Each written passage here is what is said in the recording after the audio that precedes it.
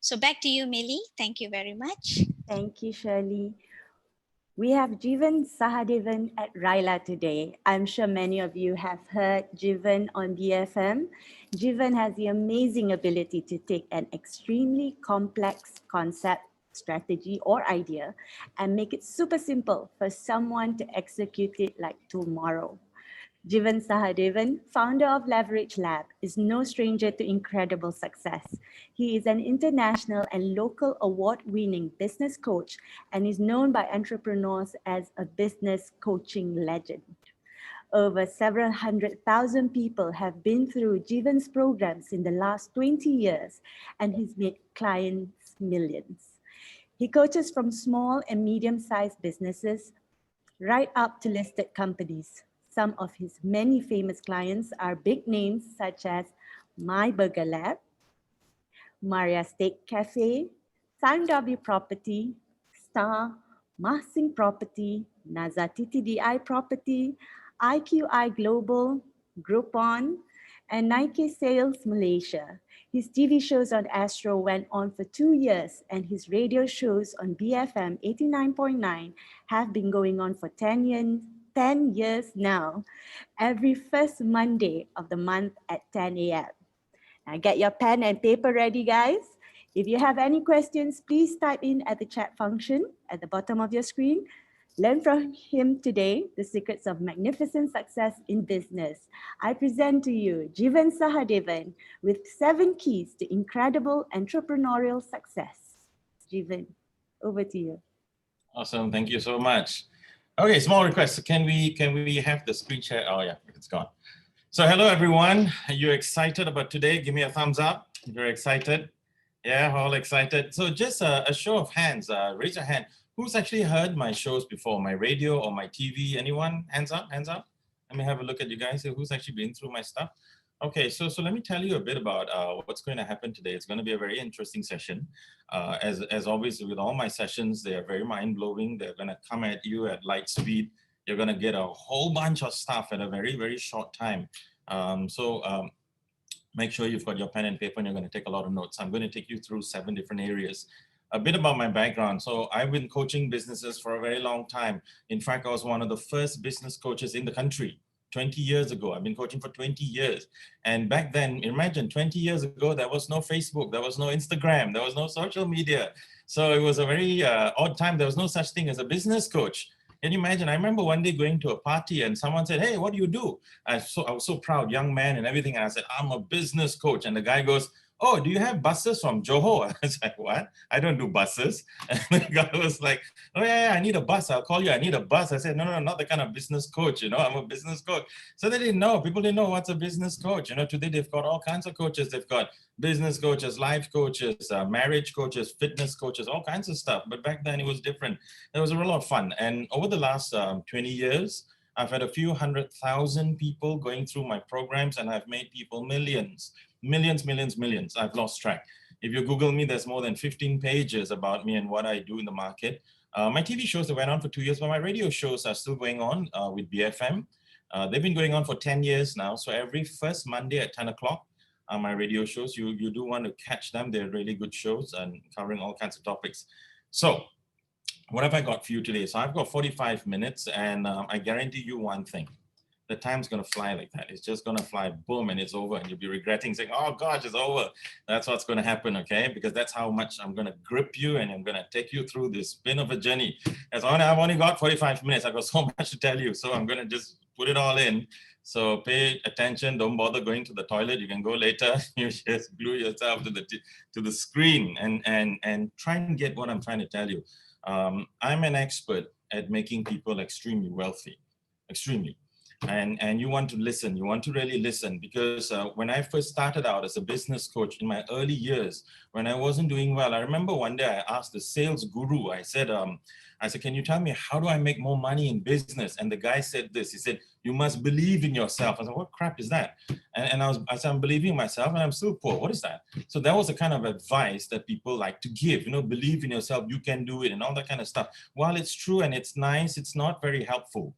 So you're going to get from me absolutely brilliant, street smart information, and you're going to launch. So whether you're in a business or you're not in the business and you plan to get into a business, or you just want to learn something, either way, you're going to learn a heck of a lot of things today.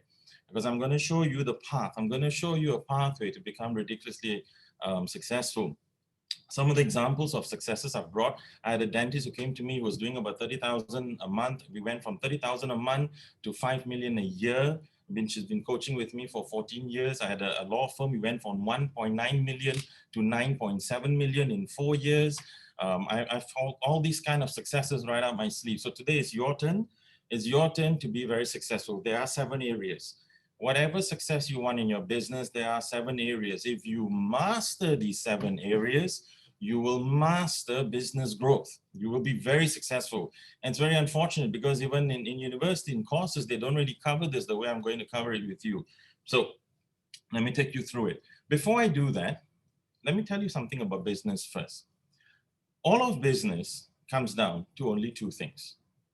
Whatever business on the planet, whether you're a listed company, whether you're a cafe owner, or you're a manufacturing company, or you're a retail outlet in Mid-Valley Mega Mall, everything comes down to only 2 things. Do you know what that is? Everything in business comes down to only 2 things, and it doesn't matter what business you're in. It comes down to only 2 things. And you want to write this down. And the 2 things are, write it down: capture and keep customers. That's it. Whatever business you have on this planet, it's all about that. It's all about capturing and keeping customers. And that's it. That's all it's about. It's all about that. Capture and keep customers. So what are you doing to capture and keep customers? Why do you run advertising strategies to capture and keep customers? Why do you call your customers to come back to capture and keep customers? Everything you do is to capture and keep customers. And that is the essence of a business. If you understand that, everything else I tell you today is going to be a lot easier for you, because that's what business is about. It's just about capturing and keeping customers. And many people get sidetracked. They deviate from that one philosophy. They say, I want to change the world and change the planet and do this and do that. That's great. But business is about capture and keep customers. Okay? So keep that in mind as we start. All right, so I'm going to take you through 7 areas. I've got 45 minutes, 40 minutes now. And I'm going to take you through the 7 areas, pay close attention, and then later you're going to ask me a whole bunch of questions. Area number 1. The first area is lead generation. So someone type it out into, so I'm going to make you guys work a little bit, yeah? So the first area is lead generation, the generation of leads. So can one of you guys type it out? So thank you, Dr. B, for typing capture and keep customers. And yes, Samantha, lead generation, there you go. So that's the first area, lead generation. Everything starts there. That's about it. If you got no leads, you got nothing. What is a lead? A lead is not a customer. A lead is a prospect. A lead is a prospect. Now, if you don't have leads, you've got nothing. So the first thing you want to do is you want to get your business to a place where you're generating a lot of prospects. So how do you do that? I call it my online 5 and offline 5. Whatever you do in business, you need online 5, offline 5. So you're going to have 5 strategies minimum for online strategies, and you got to have 5 strategies for offline. People actually misunderstand this, and they think offline doesn't work. Offline works very well as well. So you got to do. So what's an example of online strategies? So online strategies example would be Facebook advertisement, Instagram advertisement, a Facebook live video, Insta Live, LinkedIn messaging. All these are examples of one. Search engine optimization, that's an online strategy. Your website is an online strategy. All of these are the online strategies. So you're going to have a minimum of 5 running in the background. Offline, what are some examples of offline strategies? Referrals. Do you have a referral strategy in place? Most people don't. They say, oh, yeah, I'll just ask my friends, my clients, hey, you know, anybody refer to me? Yeah, that's not a strategy. A referral strategy in place would mean something like this. Every single customer once a month or once a quarter gets a document, and you specifically request 5 referrals, of which they then get a present or they get something for it. So that's a proper strategy you run in the background. If you've got 1,000 customers, and every customer refers 3 prospects to you, 3 leads, you just got 3,000 leads.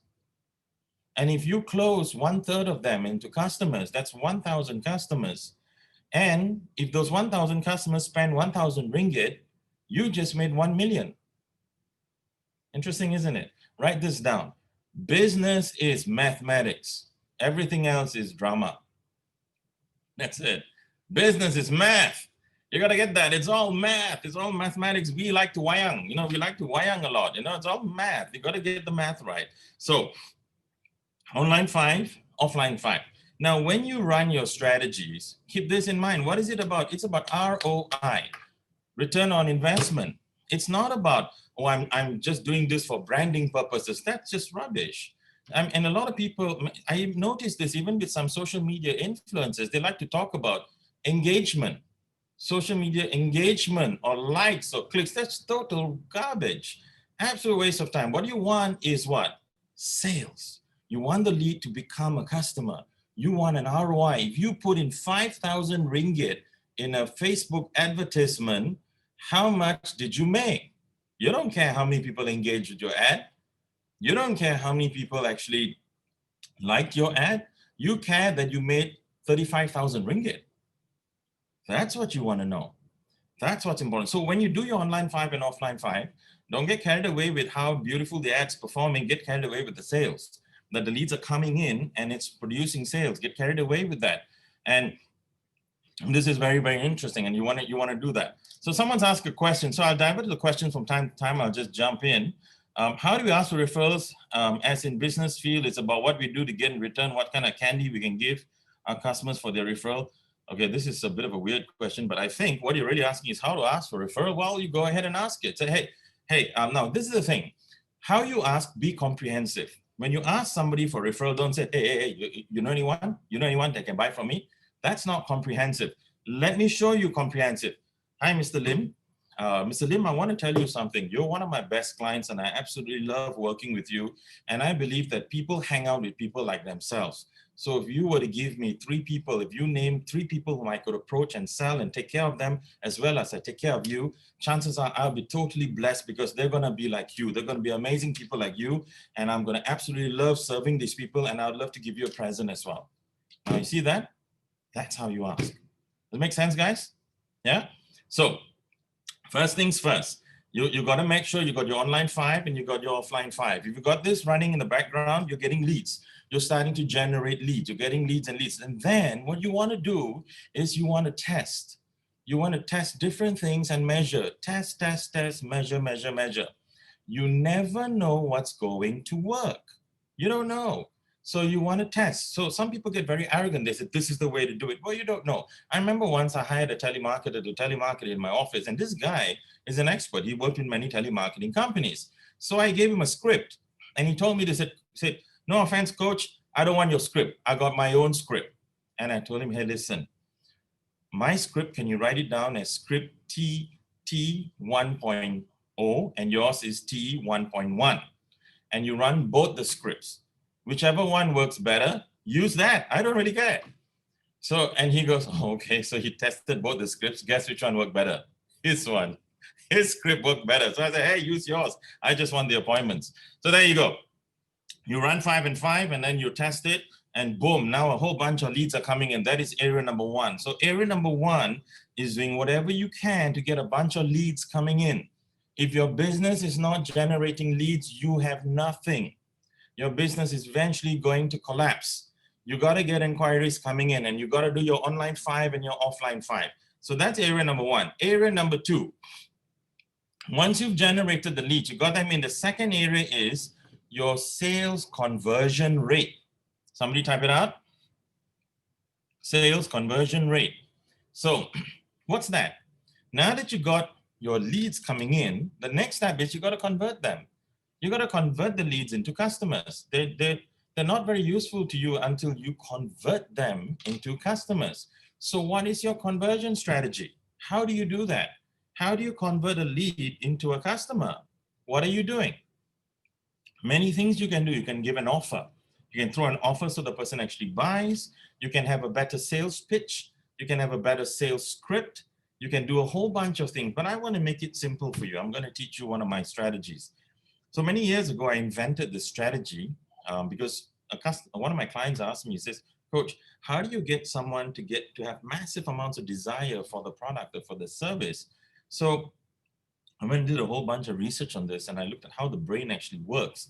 I looked at the psychology of a buying behavior, the psychology of buying behavior, and I came up with a formula. This formula is so brilliant that huge companies were hiring me to teach their salespeople how to use this formula.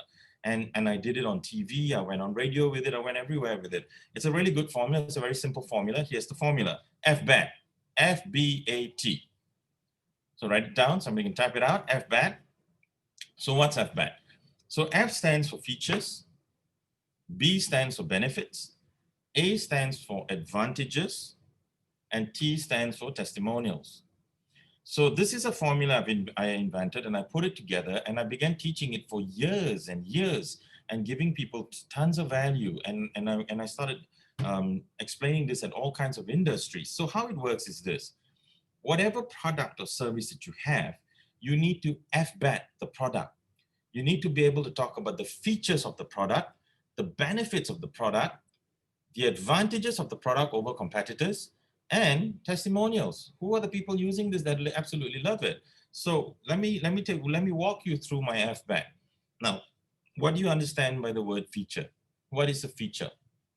A feature is a fact, an undisputed fact about the product. It's not an opinion. Like, this apartment has 1,600 square feet. That's a feature. It's not an opinion. If I say this apartment is a beautiful view, that's an opinion. So a feature is a fact. So you want to get the facts about your product, list it all down. List down all the features of your product, or specifications or specs, or whatever you call it. Second, benefits. A benefit is an emotional reason to buy your product that arises out of a feature. For example, this car has 8 airbags. That's a feature. Benefit would be, whatever side another car collides with yours, your family is safe. So that's a benefit. People don't buy features, they buy benefits. You don't buy a drill because you want a drill. You buy a drill because you want a hole in the wall. You buy a lawnmower because you want a freshly cut lawn. You buy a facial because you want a beautiful face. You go to a hair salon because you want beautiful hair. So people buy benefits. So you're going to now work out from your features, what are all the benefits that are coming out of your features? And you put that across. Then A stands for advantage. You want to show your customer or your prospect what are the advantages of you or your product or your service over all your competitors. Why should they buy from you? What's so great about your product? I call it the so what test. So what? What's so great about your product? So many businesses don't do this. I'm going to give you an example from actual businesses out there. The Volvo S60, the new Volvo S60. Good car? Fun car? What's an advantage of the Volvo over other cars in its class, over, say, the C-Class Mercedes or the BMW 3 Series or 5 Series? What's an advantage of the Volvo over the C-Class or the BMW, the 3 Series or the 5 Series even? What's an advantage? And the whole bunch of advantages. But here's the thing. Here's something the Volvo has that the other cars don't have. 0 to 100 in 4.4 seconds. That's Lamborghini speed. Can you imagine? That's really fast. Now, that's a major advantage. So you see, you want to talk about things like this. And sometimes I'd get a prospect or a customer would say, oh, but coach, they have better advantages than us. Well, hang on. What angle are you looking at? For example, what are some advantages of the Mercedes E-Class over a Toyota Camry? Prestige, status, German quality and build, and all that sort of stuff. So great. What are the advantages of the Toyota Camry over the E-Class? Half price, you can buy 2. Aircon is probably colder. I don't know. You see, and service centers in every state. So you see, everything has an advantage. It's just a question of whatever angle that you're looking at. And the last one is testimonials. You may think you're so great or your product is so great, but do other people think so as well? That's a big one.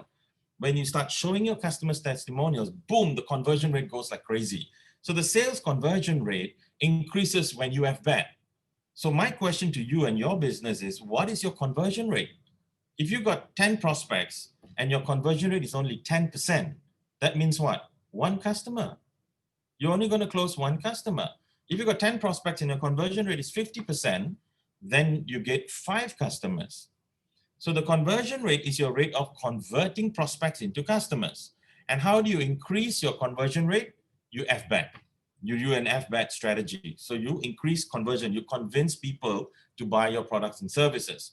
So that's very important. So how do you increase your leads? You do the online 5 and the offline 5. How do you increase your conversion? You do the FBAT strategy I told you about, or you can do a whole bunch of other stuff as well. But the idea is this. The first area in business is getting leads in. The second area in business is converting those leads into customers. So write this formula down. LG multiplied by CR equals C. Someone can type it out.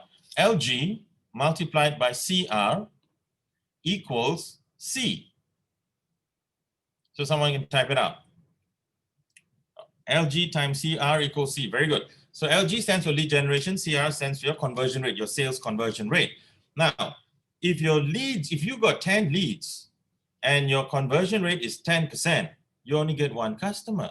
So whenever a customer or a client tells me, say, Coach, I don't have any customers. I say, there's no such thing. So what do you mean there's no such thing? Customers, there's an equal sign before customers.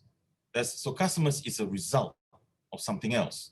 So what do you really not have? Do you not have leads or do you not have conversion? Which one do you not have? Where are you weak? Have you measured? And then I start to measure. So with my clients, I'll take a look at all their lead generation methods and I'll take a look at all their conversion methods. Then I know where the problem is and then we get to work and we increase that. Sometimes you may get a lot of leads, but your conversion is only 1%. So it's very small. So that's not going to work. Or you may have a huge conversion. You convert almost 90% of everyone you meet, but you only meet 3 people a month.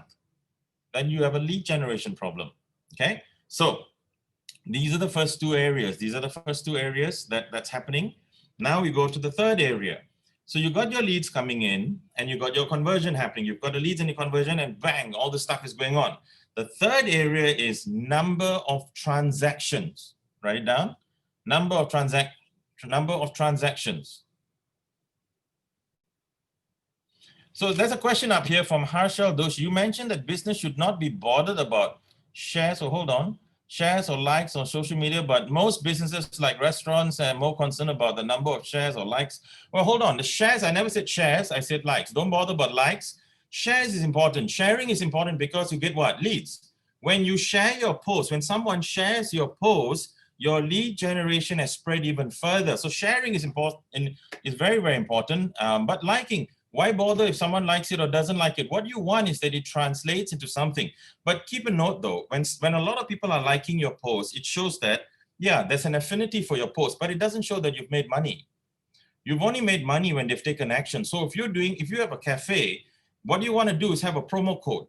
So you have a promo code in there. So when people see that, they can like all they want, but are they using the promo code and coming and buying and getting the discount? So this is important. Okay, so it's important. So sharing is absolutely love it. Sharing is important because it spreads you out further, but don't get caught up with likes. Liking doesn't do anything for you. Get caught up with people actually using your services, buying your services. So that means they see your ad and they take action and they contact you, and that's what you got to get caught up with. So your ad has produced either a lead or it has gone all the way to produce a customer. It's even converted the lead into a customer. So get caught up with that, okay? All right, number 3. So the third area is number of transactions. So number of transactions is simply this. Number of transactions is, what are the strategies that you have in place to get your past customers to come back again and again and again? What are the strategies that you have in place to get your past customers to come back again and again and again? Many businesses, once they close a customer, they do absolutely nothing to get the customer to come back. Example, when is the last time you went to a restaurant or a cafe and they took down your details? And they took down, say, a phone number. I mean, well, I'm not talking about the My Sejahtera app, but I'm talking about when did the cafe actually make an effort to take your details or make you a member and take down your mobile number, do something with that information? Most businesses don't. They don't do anything. So when's the last time, another example, when is the last time your dentist called you? Let me guess, never. When's the last time your lawyer called you? Never. Your printer? Never. Your hair salon? Never. So why do you go back to your hair salon, your dentist, your printer, your lawyer? Pure luck, because you like them. The minute some other business comes along and works with you, bang, you're going to leave them. So that's what number of transactions means. It means what are you doing to make your customers to come back again and again and again. Let me use an example. Let's take Shell. So Shell had a problem. In Malaysia, all fuel prices are the same. If you put in Shell or you go to Petronas or wherever you go, the price is the same. So Shell was thinking, how do we get people to come back to us? Because today they put petrol in Shell. Tomorrow they can go to Petron or they can go to Petronas or wherever else. What do we do? How do we get them to come back? What did Shell do? Shell launched a number of transaction strategy. What was that? Bonus link. So because of bonus link, boom, everybody started coming back to Shell. So what's your bonus link? What's your bonus link in your business so that people come back to you? What's your number of transaction strategies? So number of transaction strategies would mean, what are the 5 strategies you have in place to increase your number of transactions with customers? What are you doing? What do you do to make customers come back again and again and again and again? And that is the key. So the first thing you're doing, your strategies to make customers, to make leads come in. That's the first thing you're doing. Second, you're doing conversion. You're converting the leads into customers. Third, once they become a customer, you're making them come back again and again and again. This is how and where I made a lot of companies millions. This is the place, because we worked out the mathematics and we work on this math and make customers come back again and again. Let me give you an example. Let's say you have a database of 5,000 customers. And from this 5,000 customers, let's say you run an email marketing program, and then you follow up with the email marketing with a call. So these customers get a call and they get an email blast and they get a call as well as an SMS for some product or service that you offer. And let's say that is 1,000 ringgit, whatever it is that you offer. And if from these 5,000, let's say only 10% respond and buy, that's 10% of 5,000 would be 500. 500 spend 1,000 ringgit, you just made 500,000. That's the power of the database. And this is where you got to wake up to how important a customer actually is. Everything is about capturing and keeping customers. So that's where we're going. So that's area number 3. Then, and of course, there are many ways to do this. You can have a reward system, like we've got Prishna saying, a reward system, a birthday treat. There's so many strategies. There are thousands and thousands of stuff you can do. But the idea is you got to do something to get your customers to come back.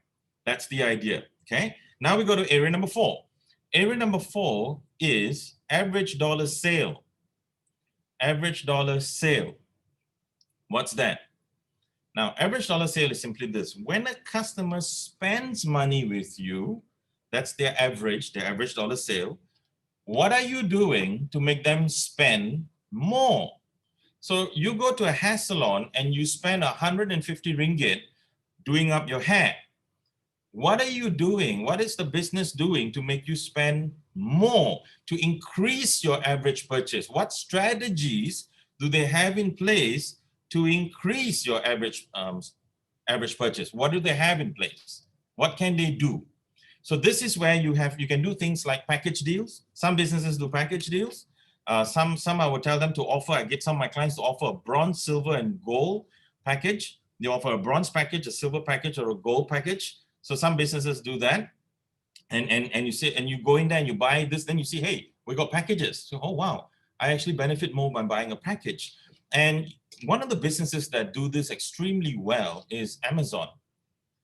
Try and buy just one book from Amazon. It's next to impossible. You go into Amazon and you take a look at a book and you say, hey, I like this book. Boom, average dollar sales strategy begins.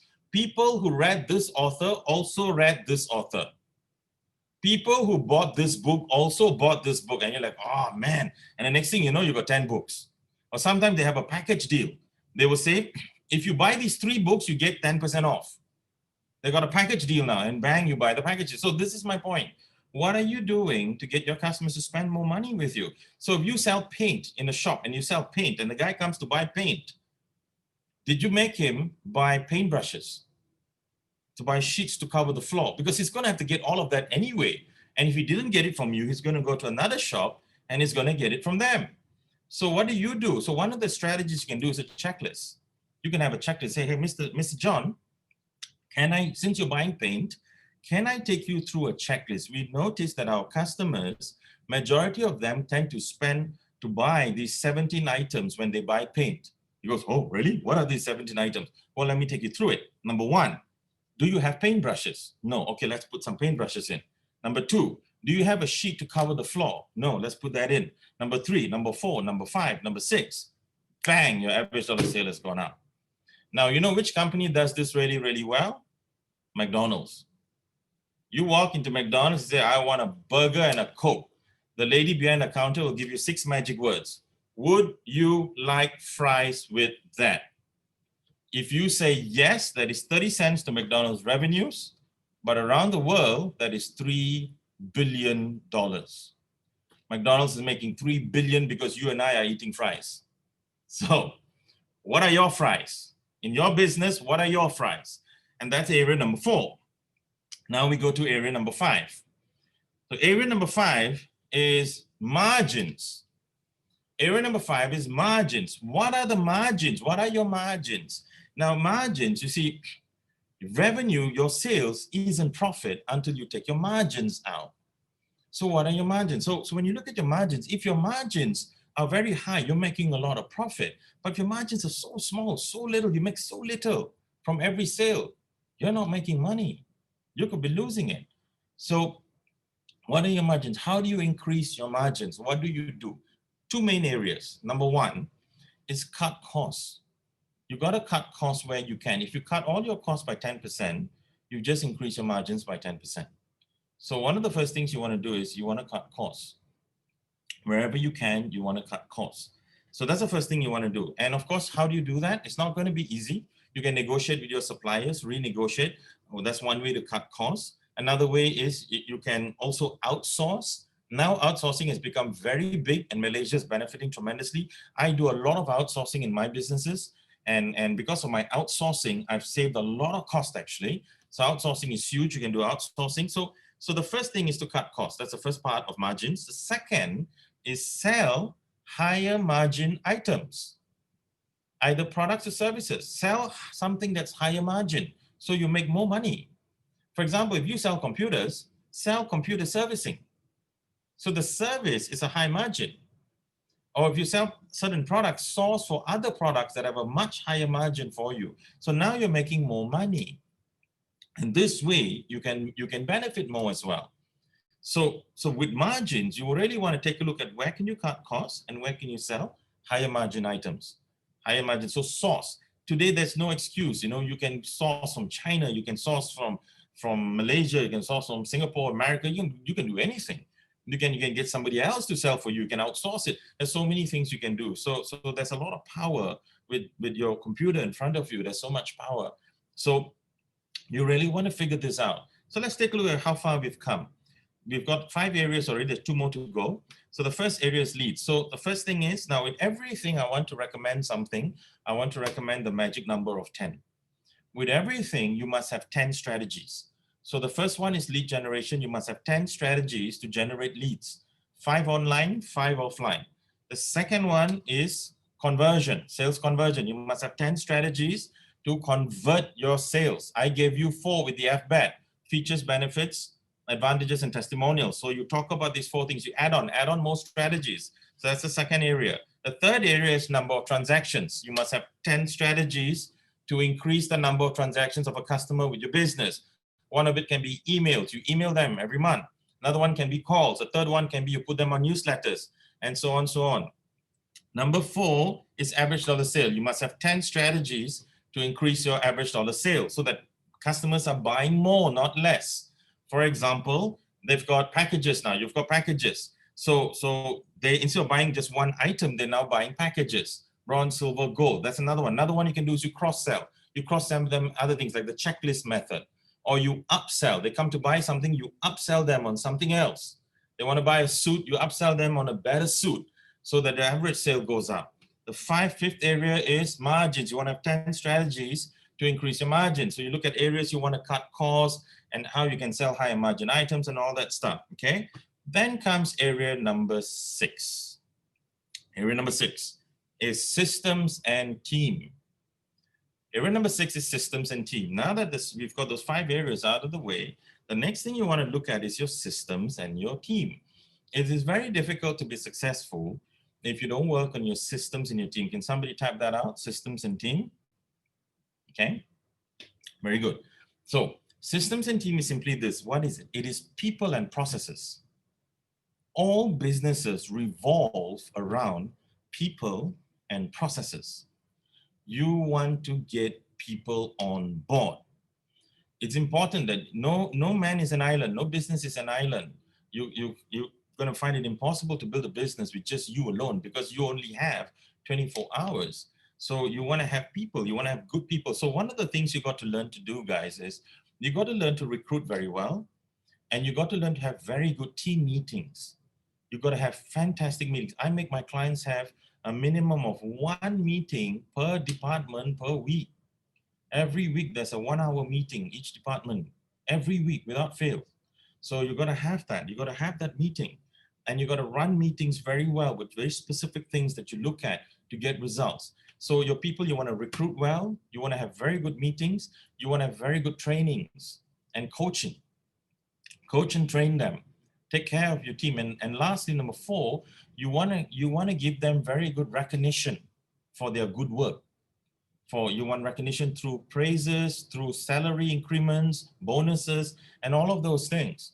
And then processes, systems, processes, you got to put processes in place. So let me say this and take this note, write this down. Systems run the business, people work the systems. Systems run the business, people work the systems, not people run the business. If people run the business, you have a problem. If they quit, they are the system. So you build, like McDonald's is built on systems. You fry the French fries, 37 seconds or whatever it is. And the people who work in McDonald's, they just work the systems. Everything is systemized. So you want to put in all your processes one by one, put in all these processes and work it. And put in people to run these processes. And now your business is getting stronger and stronger and stronger, which brings me to the final area. So the final area is the big one. Anybody wants to guess what the final area is? So there's a lot of information coming at you at light speed, as I promised. There's a whole bunch of stuff. So the first thing is you got to digest and look at the format. This is not in any necessary particular order, because when I go into a business, sometimes margins are the problem. I go right into margins and we fix it there. Sometimes the problem is people and systems, and we got to work on that. Sometimes it's leads, we got to work on leads, and often it could be number of transactions. They're not doing anything there. So you may have to work on it like a gym. You don't go to the gym and just do biceps and then go home. No, you work on your whole body. So it's an entire holistic thing. The whole thing has to go in harmony. It's got to work in harmony. So the last area, number 7, this is the big one. Number 7, anybody wants to guess? Come on, shoot it up. What do you think the next area would be? Systems run the business, people work the systems. Very good. What's the next area? So hang on. There's a question there. So Samantha says systems run the business, people work the system, correct? Funds, grants, money. I have no idea what you're asking, Samantha. You got to ask a better question. So yeah, I think I'm going to try and answer some questions while you guys shoot at this. Okay, first and foremost, we've covered 6 areas now.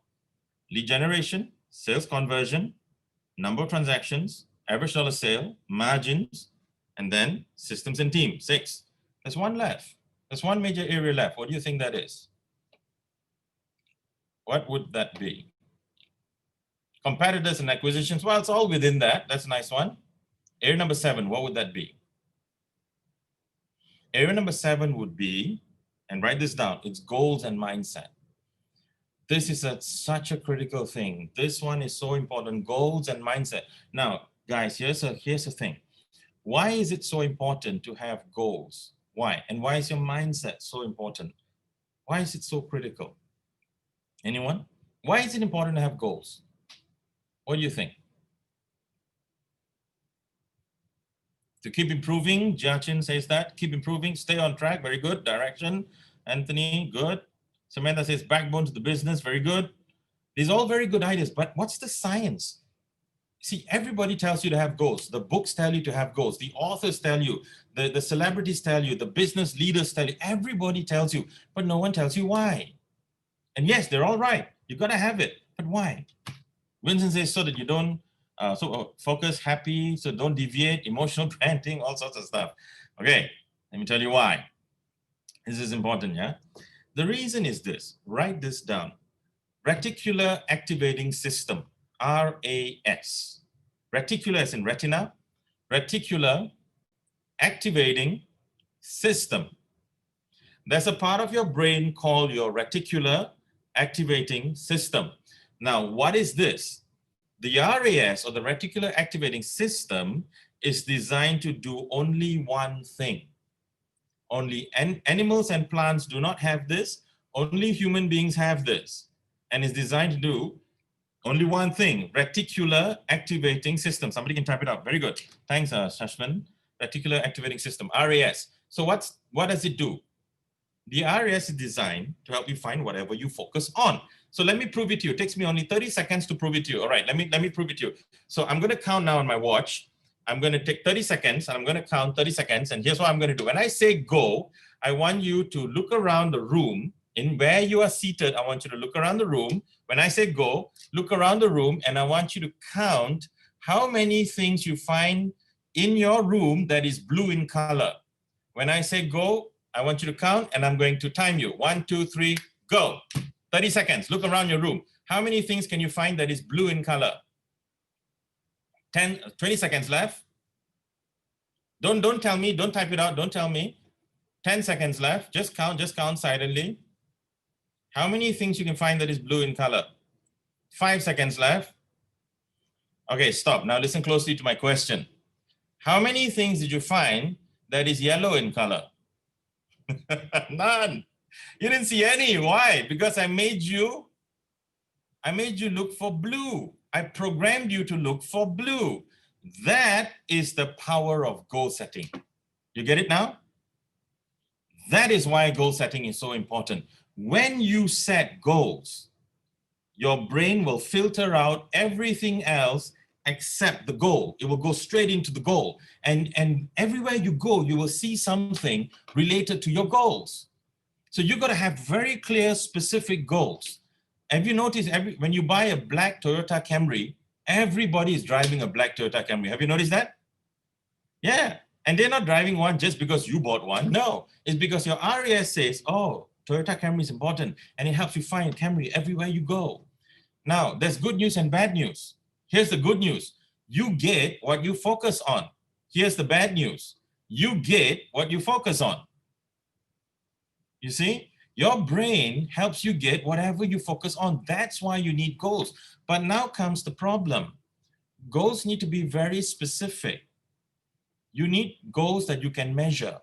If you have goals that you can't measure, for example, I want to be rich. Is that a measurable goal? No. Or I want to be happy. How do you measure that? You can't measure that. If you can't measure your goals, guess what, guys? You're not going to get it. So you want to write down goals that you can absolutely measure.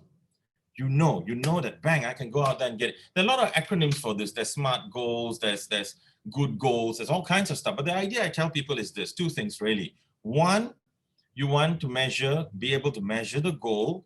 And two, the timeline must be achievable. Example, in my life, now here's a question, yeah? Is there such a thing as an unachievable goal? Is there such a thing? Unachievable goal, what do you think? Yes, no? Maybe? Is there such a thing as an unachievable goal? Many are saying no. Here's the thing. Listen closely, yeah? There are no unachievable goals, but there are unachievable deadlines. And that's important to know. For example, somebody says, I want to lose 20 kgs. Can. 20 kgs by today, 5 o'clock. The deadline's a problem, isn't it? Somebody says, I want to make $1 million. Can. By tomorrow through 2 o'clock. Well, see, the deadline's the issue. The issue is not the goals. And of course, the goal has to be something that you want. That's also very important. And it's something that you can do, not what somebody else must do. So that's important. So the first thing is you gotta set goals, guys. You gotta be very clear what you want. So every time a business owner comes to see me in my office, it's been 20 years of working with business people. And it's amazing, out of every 10 business people that come to see me, 9 have no clear goals. Can you imagine that? So the first place I start is their goals. I'll ask them this question: what do you want? They go, I want to be successful. See, they don't know. So sometimes they have a hard time finding out what they want. So then I ask them this question to help them out. What do you not want? What is it you don't want? So I don't want to be poor. I don't want to be this. Okay, from there we can try and find out what you want. But you got to be clear. For example, we've got about 50 something days now before the end of the year. So let me ask you a question. What 3 goals do you want to achieve by New Year's Eve? What 3 goals? Now, the 3 goals you gave me, how specific are they? I had a client some years ago. My client said, Coach, I want a happy marriage. He wants a happy marriage with his wife. So I said, well, we have a problem. He says, why? Because we can't measure happy marriage. But let me give you a goal that will guarantee you a happy marriage. He says, what? I'll give you a goal that'll guarantee you a happy marriage. He says, what's that? Friday night, 52 Friday night dates with your wife. He's like, what? So many? I said, yes. 52 Friday night dates with your wife and children not allowed. He says, wow. So he went and told his wife. He said, hey, you know what? Coach says I got to have 52 Friday night dates with you. And the wife's like, what? So many? He says, yes. And I said, and the other rule is you cannot go to the same place twice. So if you had a date in the house, then next Friday night you got to go somewhere else. So here's what happened. And they never had 52 dates. They had 37. They had 37 dates. Guess what happened to the marriage? First class. It went up. You see, initially the first 6 dates was horrible. The wife took that opportunity to really bash the husband and say all kinds of stuff. So she said, now I got my chance, and he couldn't run away anywhere. So, but then by the 7th date or so, she would call him at work, or he would call her from work, say, I found a new cafe. I found a place we can go. And sometimes the children on Thursday will say, Daddy, don't forget tomorrow's your date with mommy. And you see, they knew, and sometimes they'll cheat and they'll bring the kids along and say, don't tell the coach. So they'll do that. And they had a magnificent marriage because they did the goal. They were so specific. So the goal was 52 Friday night dates. And one of the benefits of that goal was a great marriage. So you want to set goals that you can physically and clearly see, and bang, you go in and you get it and you make it happen. So I'm going to teach you a formula of mine that I invented some years ago, many years ago, in fact, to help my clients speed up the goals. You want to learn it? You want to learn the formula? You want or not? Give me a thumbs up if you want the formula. Come on. If I see a thumbs up from everyone, I'll teach you. Otherwise, I'm not going to teach you. Come on. Let me see everybody. Let's say all the thumbs I want. Say yes. Pop me a yes down there if you want to see a formula that'll guarantee you your goals. Give me a yes. I want lots of yeses. I want 20 at least. Come on, man. I need 20 yeses. Oh, here they come. Good. Are you guys enjoying yourselves? You're learning a lot? Are you learning a lot? You can keep the yeses going. But yeah, so you're learning lots, right? That's nice. Okay, so listen closely. I'm about to teach you one of the most mind-blowing formulas you can ever learn in your life. And it took me quite some years to get this right. And it's so simple. So one of the things about me is I do a lot of research. And when I say research, I don't research the way normal people do. They just Google and stuff like that. I go through materials that are several centuries old. And I go back several hundred years, thousands of years. I look at very old information as well, literature from all kinds of directions. One of the things I discovered in AD 300 was a format, which was a very complicated method, but I took it and I distilled it and I created a very simple formula that is so powerful in achieving your goals. So here's how it works. So firstly, of course, now let me start with 3 goals. So just choose 3 goals. You can try this out. All right, so you select 3 goals you want to achieve. By 31st of December, you have about 50 days. So make sure you pick a goal that is relevant in the timeline, right? Don't say, I want to lose 40 kgs in 50 days. That's just going to be quite impossible to do because the timeline's an issue. So pick something you know you can do, and then you're going to use my formula. So once you got your 3 goals, and the goals are very clear, just so I know that you're choosing good goals, can you type out a few of your goals? People just type out your goals, then I can audit. I can audit and I can tell you if you are shooting off on a wrong tangent or something. Just type out a goal and let me tell you whether that's a clear goal. It has to be a clear goal. So start my own YouTube channel. Okay, so start a YouTube channel. Well, that you can do by tomorrow. So give me a goal that's going to take you about 50 days to do. Read 5 business books. I like that one. Vincent has got a nice one. Read 5 business books. That's a good goal. Very clear, very good. So when June, it's got 50K in capital, over 25K diversified profit, make 5% profit. Well, so he wants to put 25K, invest 25K into different portfolios. That can make 5% profit. Well, unless you know how the markets are working, that's going to be a little difficult. So but you can use the part where you put it in. You decide what portfolios you want to put it in. So let's secure a job That's too vague. You want to say, become a general manager in this company. So that's very clear. So you see, you want to be clear, or become an executive in Pricewaterhouse or in an accounting firm. So be a bit, try and be as clear as you can. Save 1,000 ringgit in FD, very simple, very good. Go vegan, Tanusha. You want to go vegan, huh? That's interesting.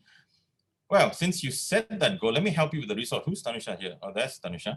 So Tanusha, so here's a little resource for you. Check out Dr. Michael Greger. There's a book called How Not to Diet. He has over 5,000 citations on being vegan. Brilliant book. Go read it and you will become vegan immediately. So yeah, let's see. Vegetarian, well, Vincent wants to go vegetarian. Tanusha wants to go vegan. From a group chat, you guys can sort it out. Become a team. Oh, what is that? We've got an X-Men here. So I have no idea what that is. Okay, next one, promote new products. Well, come on, let me give you, spend 35 ringgit every day. That's a good goal. Lose 5 kgs, good goal. So yeah, so some of you are getting it. You're getting it, okay? So now the formula. Ready? So you got your 3 goals. Here's the formula. Write it down. SSF. SSF. Say it, see it, feel it. Every day, 2 times a day. Do not break my formula. Every day, 2 times a day, you're going to write down your goals. You write it down, AM, PM. So first thing in the morning, you write down your goals, and then you start saying it. You must say it in present tense or past tense, never future tense. So for example, if you want to lose 20 kgs, and then by losing 20 kgs, you become, say, 85 kgs. This is what you do. You say, I am 85 kgs.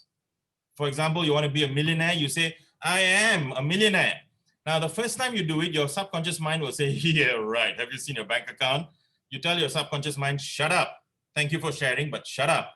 I am a millionaire. So you say it with full confidence and conviction. You say it as in present tense or past tense. Don't say, I will be. That is future tense. Never do that. The brain can't hook onto a future tense. It can hook onto past tense and present tense. So you say it first. So now the formula, the order is important. Say it, see it, feel it. Some of you are writing it terus song sang. SSF, say it, see it, feel it. So once you say it, now you start to close your eyes and start to see it. See it so clear. See so clearly everything. See it so clearly in your mind. And as you see it, feel it. The key is feeling. Feel what it is like to have achieved that goal. Feel it. And then first you start by writing. You write, so activate. Writing activates the process. So you write out the goal, then you say it, see it, feel it. Then you write out the second goal, you say it, see it, feel it. Then you write down the third goal, you say it, see it, feel it. And then at night before you sleep, you do the same thing again. You do this every day for the rest of your life, for any goal that you set. And boom, something will happen. A lot of things will happen. Act fast. Things will happen to push you towards your goals. I've had people achieving all kinds of goals. I myself have achieved ridiculous kinds of goals, all kinds. And just to give you an example, one of the goals I achieved, which I really wanted many years ago in 2008, was a goal called the Best Client Results Award. And so for coaches, so I went to Australia. So this is Asia Pacific. So I got an award for Best Client Results in Asia Pacific. I was competing with 400 coaches from, I think, 15 countries or so. And I got the best client results for the whole region in 2008. And I saw it, I said it, I saw it, and I felt it for 1 year. And I got those results, and I got that award, and it was in Brisbane. I got it there. And then in 2011, I won the award again in Australia again.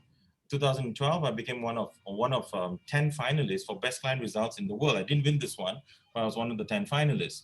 And this is about 4,000 coaches in 40 countries. So this stuff is ridiculously powerful. So you say it, see it, feel it, okay? And make sure it is, you pick a goal that you see yourself committed to achieving. Don't pick something you know you're just never gonna bother, you know? So make sure you pick a goal that you're committed to achieving, and not just because it's cool or fun, okay? You gotta really want it. And then you SSF it, okay? So number 7 is about goals and mindset. So what kind of mindset must you have to win? You want to win, I give you 3 mindsets. Ready? Mindset number 1 is 100% responsible. You are responsible for your own success and nobody else. Not your mother, not your father, not your wife, not your husband. You are responsible for your own success. You got to take your own actions. You got to find out what you need to do to be successful. Don't do the 3 cancers of business: blame, excuses, and denial. Don't do that. Those 3 cancers of business will kill your success. Second mindset is 100% participation. You must participate in all of those things that will give you your success. If you want to lose weight, you must participate in exercise and eating better. Okay, if you don't participate in those things, you will never get the success. If you want more knowledge, you must participate in reading and research. If you don't participate in reading and research, just put a book on your forehead, you will not get any knowledge. And the third mindset is, I will. You tell yourself, I will do it. I will. You just will. You will do it no matter what. You will do it. And this will get you, boom, success everywhere. You learn a lot today, guys? Learn lots? Yeah? Enjoying yourself? Brilliant. So this is the thing. So now I think we can open up questions, and I think there's a whole bunch of questions coming in, and a whole bunch. So I'm going to try and answer some questions. You can either ask it or you can type it. So we've got all sorts of stuff coming in here. So let me see what's out there. Okay, let's see. There's a question again here. The key areas seem so far to be involved: understanding consumer psychology and consumer behavior. This seems to be essential in implementing the keys. Blah blah blah. What's the question? Managing teams also involves occupational. Did you neuro-linguistic programming? So too many questions in here. But first one is: did your neuro-linguistic programming formulating these strategies? NLP is one method of working with psychology. It's one method. There are many methods. So NLP is very useful. You can use it. That's one method. It's a useful method. Should young entrepreneurs learn NLP and help them be more successful? There are many people who know NLP and are useless, and they're not successful. And there are many people who don't know NLP and are very successful. So it really, see, it's like a hammer. Just because you have a hammer doesn't mean you can get a nail into the wall. You've got to practice. With anything out there, you've got to practice. So you can learn anything, guys. You can learn what Freud taught, which is psychoanalysis. You can learn psychoanalysis. You can go to Carl Jung. You can learn what Jung was teaching. You can learn NLP. You can learn psychology. You can learn anything. But the practice is where you become an expert. Make sense, guys? Yeah?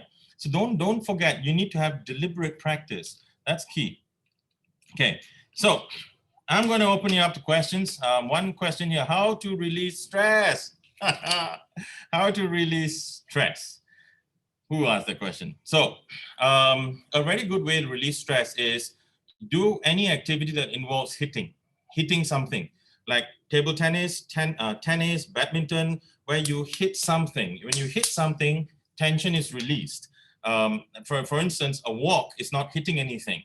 So things where you hit badminton, punching bag, and all that stuff does release tension. Other things can be also, but general exercise does relieve some tension, but hitting things releases it better than a normal exercise. Of course, that is. Now there's meditation, there's yoga, there's a whole bunch of stuff you can do to release stress, yeah? Writing down your goals can release your stress as well. Did you have a mentor? Of course, I've had many mentors in my life, and I still make sure I have mentors. Having a coach is shortcuts your success. So choosing a business coach or a life coach or a relationship coach, a fitness coach, you are shortcutting your success. So don't be stingy with that, and invest in a good coach. Next question: if I'm not making any profit, for how long can I, hang on. So Ruvanesh, if I'm not making any profit, for how long can I continue a business? Now, if you're not making any profit, first apply one tight slap here and then second tight slap here, because it means you're not paying attention to the 7 areas. So apply slaps every day until you pay attention to the 7 areas. That's your answer, Ruvanesh. Next question. What happens when you have restrictions on your profession, restriction on publicity, blah, blah, blah. Okay, so many of my clients have restrictions. My dentist clients, my lawyer clients, my doctor clients. You got to work with it. Don't use restrictions as an excuse or you got no chance at success. I've got a doctor who's got multiple clinics and doing very, very well. My dentist client went from 30,000 to 5 million. So you got to work with what you can. For example, they'll say you cannot advertise, but you can educate. You can run courses to educate people, seminars or workshops. You can do things. So you got to work with your restrictions. You can't use them as a crutch. Okay, you got to work with it. Next one. How to choose friends. Many people say when you hang out with successful people, you will. It's true. Well, let me say this. Let me put it to you this way.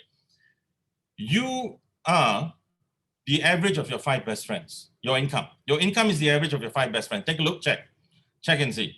Your 5 best friends, your income is the average of all of theirs, plus minus 20%. If your 5 best friends was Ananda Krishnan, Robert Kwok, Tun Mahathir, and Tony Fernandes, I'm pretty sure your income is going to be a lot different. So you want to have better friends. When I was a new millionaire, I'm now way above that. But when I was a new millionaire, I made sure I had a millionaire circle.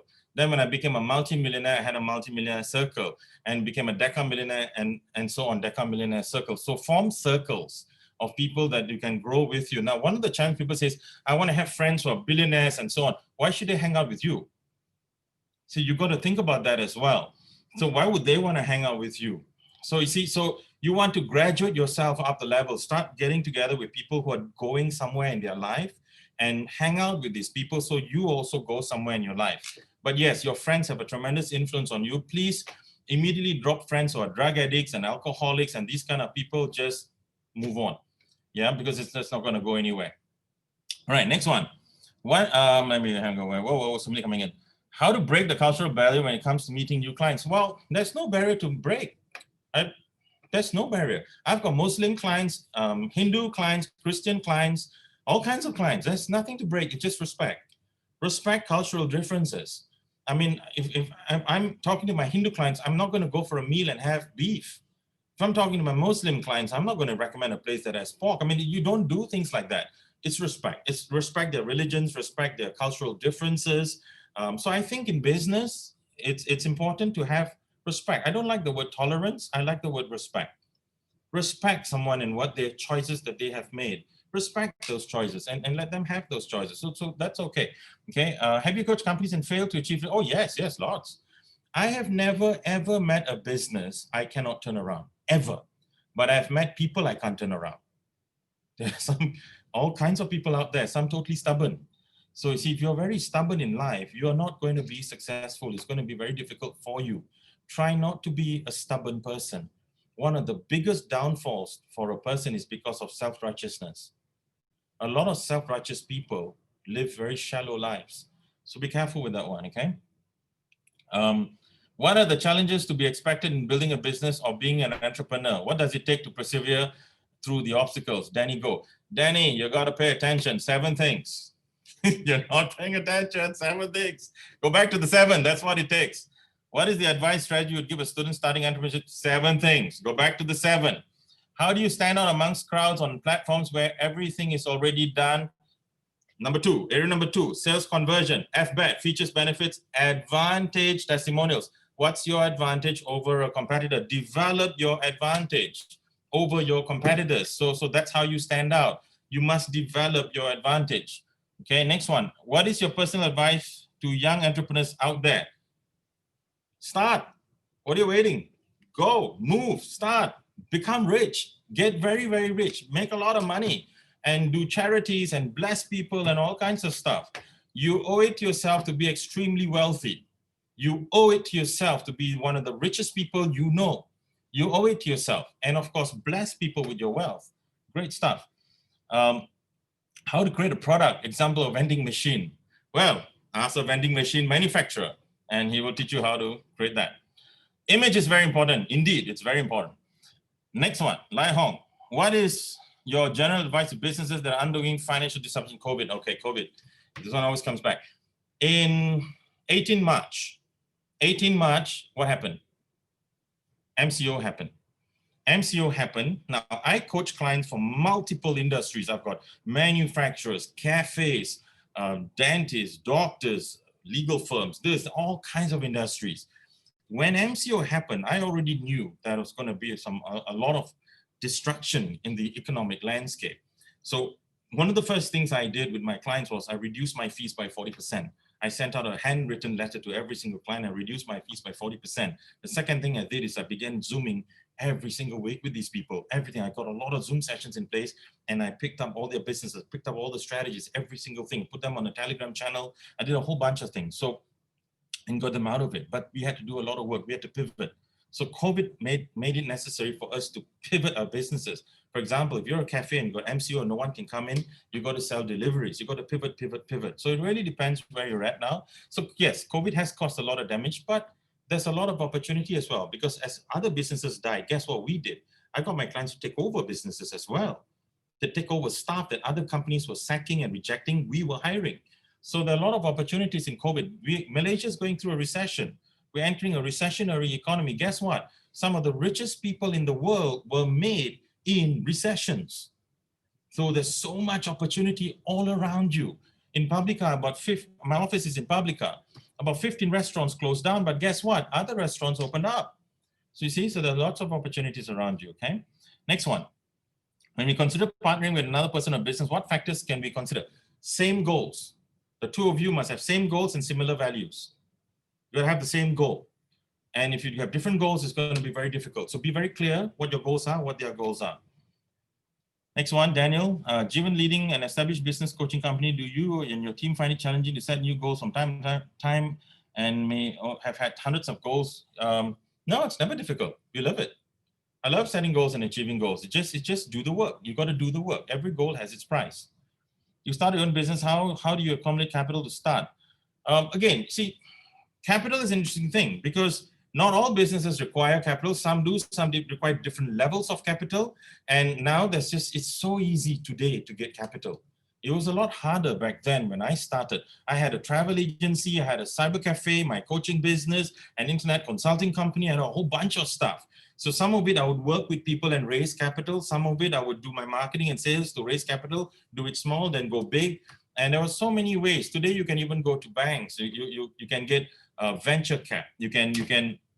People can inject capital. Getting money is not the problem.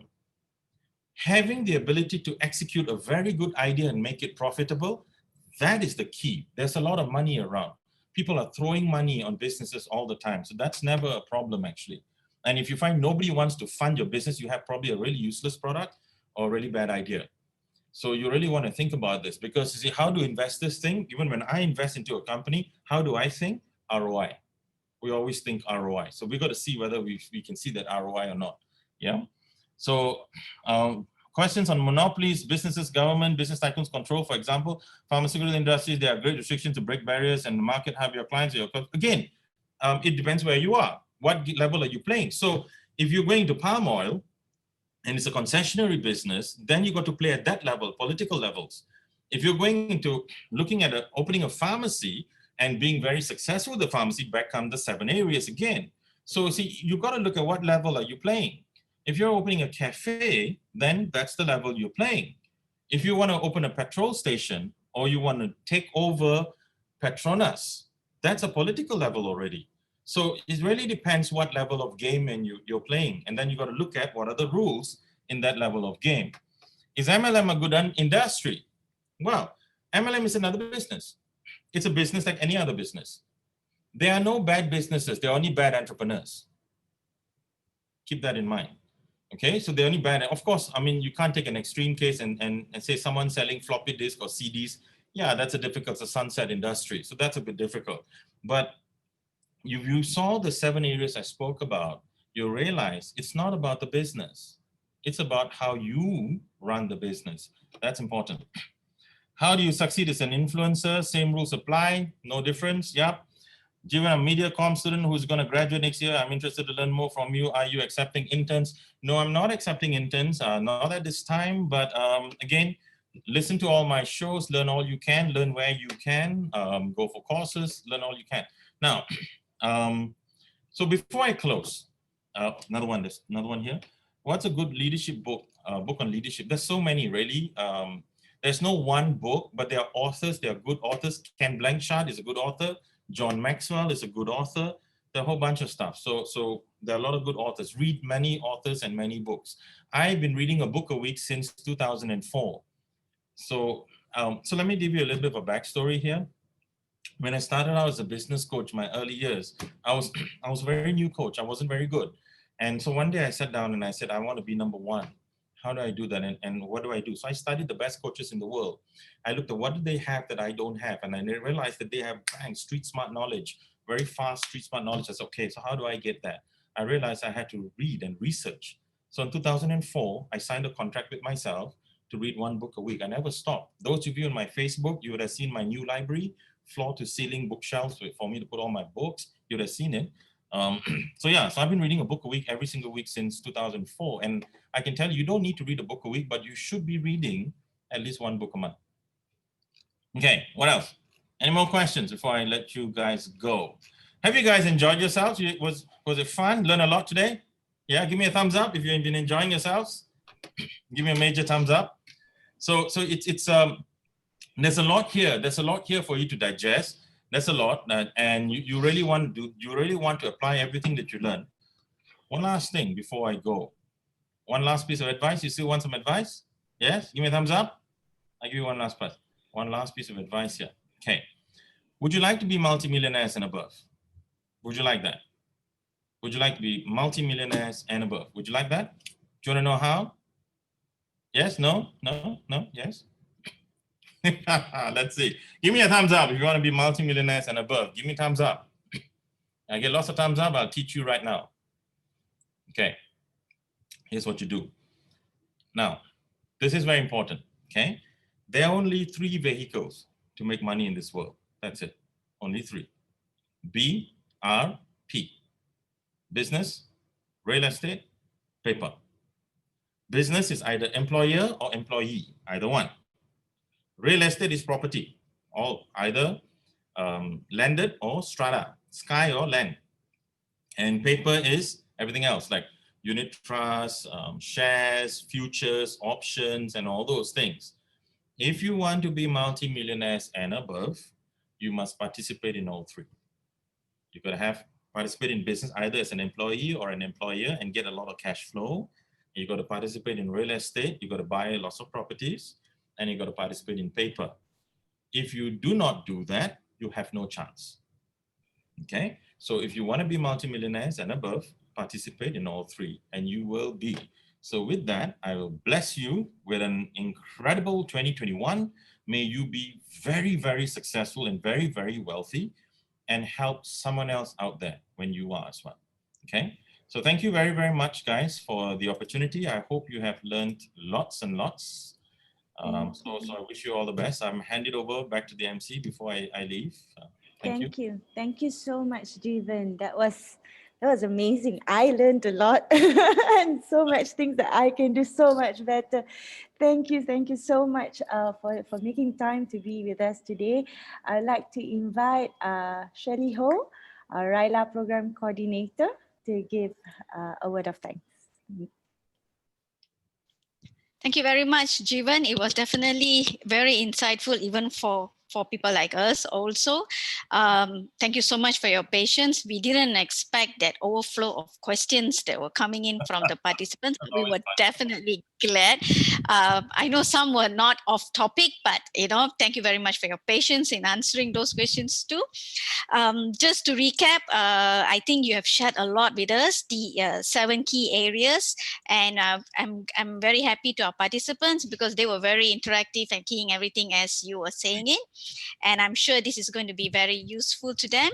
But just to summarize what Jeevan has actually shared, and I think his key focus, which was capture and keep customers. I think that is the whole essence of his presentation today, looking at getting new customers, retaining the existing ones, and of course your people, the systems and mindsets and goals. So with that, thank you so much, Jeevan, for your valuable advice. And you even went further to give us advice on how to be a multimillionaire. I'm definitely aiming for that.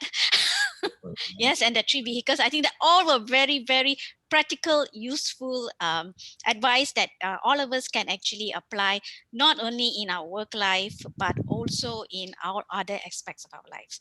So with that, on behalf of District 3300 Malaysia, we would like to share with you our certificate of appreciation to you for your contribution towards the youth empowerment at our RYLA 2020-2021. The hard copy certificate will be mailed to you also together with a small token of appreciation. Thank you so much, Jeevan, from all of us. All the best, guys. Bye-bye. Bye. Jeevan, don't go yet. We would like to have a group photograph with all the participants. We would like to advise all participants, please switch on your video so that we can have this group photograph.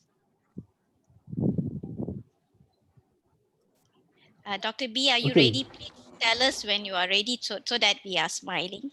Yeah, tell us when to smile. Okay, smile. I'm going to take one shot. Okay, just a moment. Let me save the screenshot. It's Okay, 4 start. screens, everyone, so you got to hold your smile. Okay, next. Okay, ready, smile. Okay, relax a bit.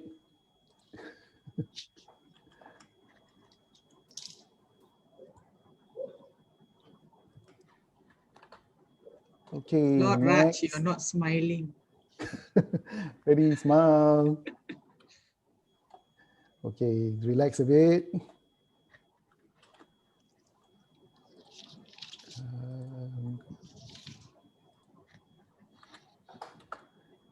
And one last one, smile.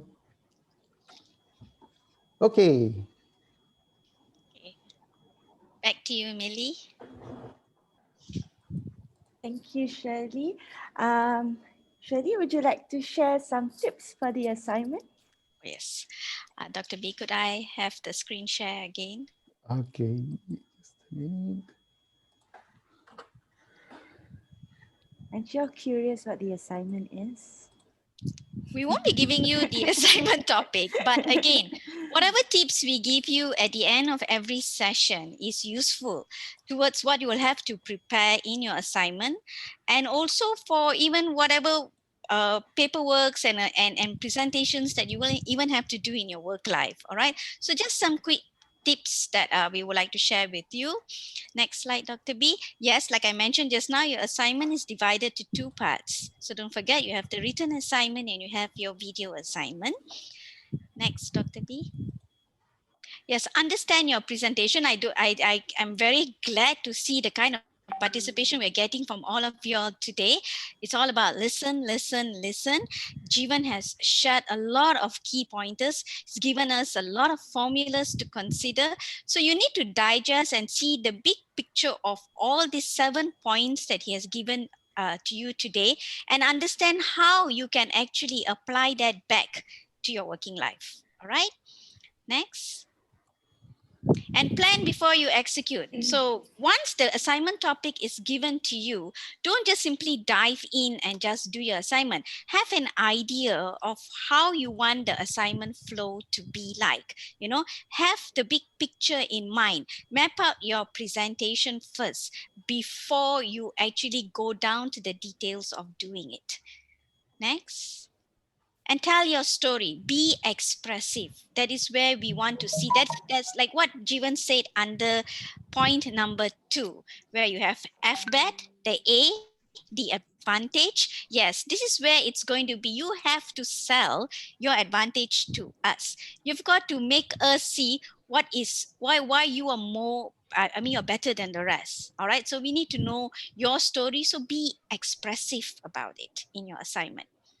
Next, Dr. B. And yes, be creative. There is no borders, there's no limit to your creativity. And points are given for creativity. So we encourage you to be creative about your approach in doing both your written and even your video assignment. Next, Dr. B. Yes, and of course, at the end of the day, be calm, keep calm, do your assignments, have fun, and enjoy what is it you're doing. And remember, all these areas that we have touched on, it's something that you can take back with you and even apply in your day-to-day activity. So it's not just confined to entrepreneurship, but it's also confined to every other aspects of your life that you can actually apply this to. So with that, I pass it back to Nelly. Thank you, Shirley. I hope all of you are taking notes of the tips. All right, now before we close, I'd like to invite past Governor Kiranjit Kaur, RYLA Organizing Committee Chairman, for her closing remarks. Thank you so Kiran. much. Thank you so much, Millie. Guys, is Jeevan still here? Yes, still here. Thank you so much, Jeevan. RYLA is a leadership program that we in Rotary conduct for young leaders, to young people, such as all those in our room today, to benefit. It's part of our commitment. And through Rotary, we have brought the best to you guys. I don't know how to tell you that Jeevan's 1 hour here was totally amazing. Thank you so much, Jeevan, for spending time with the leaders, the young people here that is part of our RYLA program. We hope that through this Leadership Awards program that we have done, our vision was to have something different, something Rotarians in our district could give back to the young people of our country through our Rotary Youth Leadership Awards, and you have made that very possible. And to all of you, thank you for being here for your first session with Jeevan. Our next session would be on the 5th of December, another topic. So please have that same commitment, and on behalf of Rotary and everyone, all the Rotarians in our district, thank you, Jeevan. Thank you for coming to our session today, and I learned a lot. The first time I saw you was in our Rotary Means Business session, and we continue to grow and flourish with whatever that you're sharing with us. Thank you very much. Back to you, Millie. Thank you, Past Governor Kiran. Dr. V, can we have the slide of the next session? All right. Okay, the next session is on 5th of December 2020, Creative Thinking for Business with Mariatini Othman, Senior Vice President at Malaysia Technology Development Corporation. The session starts at 4 p.m. sharp. Please be on time. For those celebrating Deepavali, we wish you a happy Deepavali. Till the next session, stay safe and take care. Thank you. Thank you. Thank you, everyone.